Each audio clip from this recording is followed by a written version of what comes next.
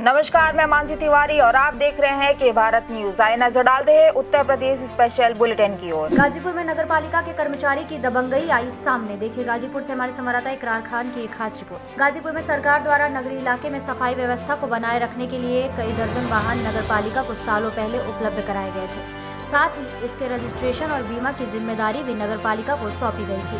लेकिन नगरपालिका परिषद गाजीपुर में पिछले कई सालों से वाहन बिना रजिस्ट्रेशन और बीमा के चल रहे हैं। वहीं जब इस खबर को मीडिया के द्वारा उजागर करने का प्रयास किया गया तो कई कर्मचारियों के द्वारा गुंडई की जाती है। इस मामले की जानकारी मिलने पर जिलाधिकारी ने तत्काल नगरपालिका, आरटीओ और पुलिस विभाग को पत्र भेजने का निर्देश दिया। देखिए इस मामले में क्या कहना है सभासद परवेज अहमद तथा जिलाधिकारी मंगला प्रसाद सिंह का। क्षेत्र की बात करो, नगरपालिका में लगभग सैकड़ों गाड़ियां हैं जो पिछले कई सालों से, लगभग 10 साल से जो गाड़ियां जो बिना नंबर के रजिस्ट्रेशन चल रही हैं। तो ऐसे इसको लेकर सर क्या किया जाएगा? नहीं, अगर नगरपालिका ने बिना रजिस्ट्रेशन की गाड़ियाँ चलवाई हैं और चला रहे हैं तो ये गलत है। अगर उन्होंने कोई व्हीकल खरीदा हुआ है, वो व्हीकल कोई भी हो सकता है, उसका रजिस्ट्रेशन नहीं कराना चाहिए, चेक करा दें। अगर उन्होंने बिना रजिस्ट्रेशन की गाड़ियाँ चलवा रखी हैं तो ये गलत है, उन्हें ऐसा नहीं करना चाहिए। उसके बारे में क्या बताएंगे? देखिए हमारे यहाँ तो लगभग बहुत ज्यादा वाहन है, न किसी गाड़ी पर नंबर प्लेट है, खाली नंबर डाला हुआ है, 1 नंबर 2 नंबर 3 नंबर, और साथ में जैसे गाड़ी तो बहुत ज्यादा है पर उसका टीएल है, रजिस्ट्रेशन है कि बीमा है, इसका कोई हमारे पास कोई जानकारी नहीं है, ना आंकड़ा है किसी चीज का। और साथ में हमारे जलकल परिषद में आप चले जाएंगे, लगभग करोड़ों रुपए का गाड़ी आगे खरीदा के रखा हुआ है, सब धूल फाका जा रहा है, न मेंटेनेंस है, कोई सुविधा कुछ नहीं है। क्या आपने जब से नगरपालिका में सभासद बने हैं, क्या उसके पहले कभी किसी गाड़ी पर रजिस्ट्रेशन नंबर देखें तो आज तक से हुआ है? कभी नहीं। तो ऐसे में क्या मानते हैं कि इसका जब आज तक नंबर इसका रजिस्ट्रेशन और बीमा इसका क्या कोई खेल चल रहा है या क्या होगा? ये हो भी सकता है, खेल भी है इसका। कम से कम जो भी गाड़ी जो चलना चाहिए उनका बीमा, ड्राइवर का डीएल होना चाहिए, रजिस्ट्रेशन, बीमा, कोई कुछ नहीं है, खाली न गाड़ी का नंबर प्लेटे नहीं है तो बीमा उमा की बातें नहीं हम करते हैं। ऐसे में जो भी ड्राइवर गाड़ी चलाता है तो क्या ये लोग लागू जो सरकारी वाहनों का भरा जाना है, क्या ये लोग लागू भरते हैं या कैसे क्या होगा? ऐसा कुछ नहीं है, लागू बुक वाला कोई कुछ नहीं है, लागू नहीं भरा जाता है। लागू से भरा नहीं जाता तो तेल का अलाटमेंट डीजल कैसे होता है? तेल वही 25 वाला करता है, जिस तरह कंडक्टर जो प्राइवेट जो व्यवस्था रहता है उसी तरह सेम चीज है।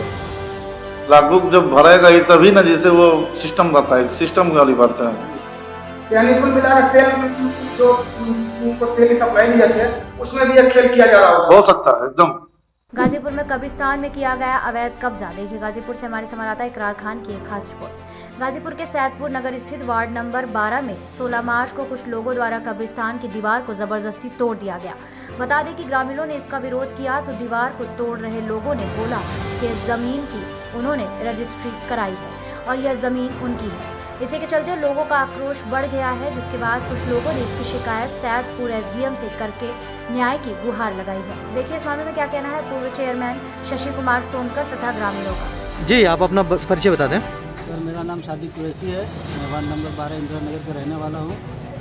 और रात को 10/3/2021 की रात को कुछ लोग आए, हमारे कब्रिस्तान की दीवार और गेट को गिरा कर और चले गए। तो हम लोग जो है कि बार बार हमको हमारे कब्रिस्तान पे दबाव बनाकर कब्जा करने की कोशिश की जा रही है। हम लोग लगातार शासन प्रशासन से गुहार लगा रहे, हमारी कोई सुनवाई नहीं हो रही है। मैं आपके चैनल के माध्यम से माननीय मुख्यमंत्री आदित्यनाथ योगी जी से रिक्वेस्ट कर रहा हूँ कि सर आप लोग उन आरोपियों को जल्द से जल्द कार्रवाई करें और हम गरीब मुसलमानों को इंसाफ दिलाएं। अच्छी दीजिए। मोहम्मद फिरोज कुरैशी। ठीक बताइए क्या मामला है? मामला ये है कि कब्रिस्तान जो हमारी पुश्तैनी है लगभग 100-150 साल पुरानी है, बाप दादा के ज़माने से होता आ रहा है और आगे गेट भी लगा हुआ है, दिवाली भी है। और हमारे जो है कुछ लोग जो है जैसे प्रदीप कुमार बर्नवाल जो है, ये मरे हुए आदमी को खड़ा करा कर जो बैनामा करा दिए दूसरे को बेच चुके हैं। और उसके बाद वो लोग जो वकील हैं, वकील पेशे से जो वकील हैं और पेशा उनका वो है, इसलिए हम पर जो दबाव बना रहे हैं, हमारी जो कब्रिस्तान को जो है लेना चाह रहे हैं। तो इस मसले पर आप लोगों ने किसी अधिकारी से अवगत कराया है? हमने दिया, थाना जो है तहसील दिवस में दिया गया था और डीएम साहब को गाजीपुर दिया गया है, कस्बा इंचार्ज साहब को दिया गया है। हमारी गेट तोड़ दी गई थी, गिरा दी गई छल वाली, तो हमने इंचार्ज साहब को भी दिया था, थाने में भी दिया था, लेकिन अब सब आश्वासन सिर्फ दिया गया, हमको कोई मदद नहीं मिली। क्या चाहते हैं आप लोग? हम यही चाहते हैं सर कि हम गरीब आदमी हैं, असहाय हैं, और हमारी सरकार से गुहार है कि हमारी जो ज़मीन है, हमारी जो कब्रिस्तान है, हमको दिया जाए। सर अपना पर्चे दीजिए।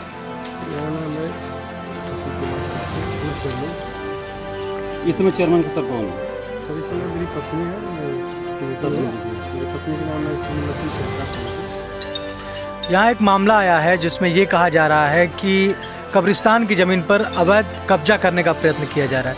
क्या ये मामला आपके संज्ञान में है और क्या है पूरा मामला? मेरे संज्ञान में भी है और एसडीएम साहब की है और तहसीलदार साहब की भी है और कोतवाल साहब के संज्ञान में है। ये कब्रिस्तान जो है बहुत पुराना है। इस पर 100 साल हम लोग नहीं थे, हम लोग तो 10-20 साल से जानते हैं, 30 साल से, बाकी 100 साल से पुराना बेसी भी है कब्रिस्तान। ये कब्रिस्तान बाप दादा के ज़माने का है। ये कब्रिस्तान जितना इन लोग को न्याय मिलना चाहिए। ये कोई और कह रहा है कि कब्रिस्तान कोई नाम लिख दिया, वो फर्जी लिखा है, उसका कोई मतलब नहीं है। हम लोग प्रशासन से गुहार लगाएंगे कि मेरी कब्रिस्तान जितना है उतना हमारा बना रहना चाहिए, अवैध कब्जा कोई न करे। लखनऊ में मड़ियाव पुलिस ने आयुष से की पूछताछ। देखिए लखनऊ से हमारे संवाददाता मोहम्मद दाऊद की एक खास रिपोर्ट। लखनऊ की मड़ियाव पुलिस ने भाजपा सांसद कौशल किशोर के बेटे आयुष किशोर से पूछताछ की। इस दौरान आयुष ने बताया कि जिस पिस्तौल से गोली चलाई गई थी वह चंदन गुप्ता ने आदर्श को दी थी। आइए देखते हैं इस मामले में क्या कहना है एडीसीपी प्राची सिंह का। आया था आयुष, क्या बयान दर्ज कराए गए हैं? आरोप आयुष पर लगा था कि पूरी साजिश उसने बनाई थी, साले तो मिलकर उसने गोली अपने ऊपर चलवाई थी। इसमें जो सबसे पहली बात हम लोग ने आयुष से की है कि जो भी घटनाक्रम है उसको आप ठीक से बताइए। तो जो घटनाक्रम उन्होंने बताया है उसमें उन्होंने कबूला है कि गोली आदर्श द्वारा ही चलाई गई है। जब ये पूछा गया कि क्या आपने उनको कहा था गोली चलाने के लिए, तो इससे उन्होंने साफ इनकार कर दिया है। उनका ये कहना है कि आदर्श आदर्श से और आदर्श की बहन अंकिता से, जो कि आयुष की पत्नी है, उनकी जो है लड़ाई हुई थी काफ़ी कुछ पर्सनल इशू को लेके, जिसकी वजह से ये अपने घर से बाहर आया था। और फिर उसके बाद आदर्श पीछे से आए हैं और आदर्श ने 2 शॉट फायर किए हैं। पहला शॉट एक्सीडेंटल था जो कि दीवार पे लग गया था, दूसरा शॉट आयुष के पीछे से लग के आगे की तरफ निकल गया मौके पे।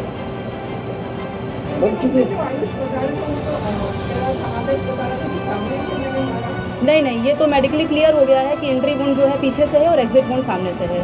ये तो उसी दिन क्लियर हो गया था। आदर्श का बयान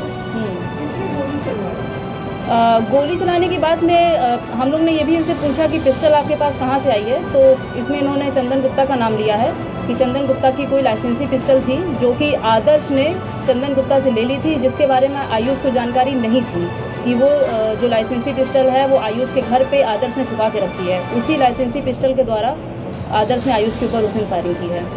मतलब कुछ बताया जा रहा है, अंकिता का कहना था कि आदर्श ही उसे हॉस्पिटल ले गया, आदर्श के पहुंचे ही आयुष ने बात की, तब तक उसने बयान में कुछ जिक्र नहीं किया ना। ये सब चीज़ें जो भी अभी पूछी गई, अभी हम लोग ने चंदन को भी फ़ोन करके बुलाया तो उन्होंने हमको कुछ झूठ भी बोला कि वो अभी कानपुर में आ नहीं पाएंगे। उनका लोकेशन निकलवाया गया तो लोकेशन लखनऊ का निकला। उनको फ़ोन के द्वारा बोला भी गया कि आप आके जो भी आपको कहना है अपना बयान दर्ज कराइए। उन्होंने फ़ोन अपना ऑफ कर लिया है, उनको भी अब नोटिस दी जाएगी और उनको फिर दोबारा बुला के उनका बयान दर्ज कराया जाएगा।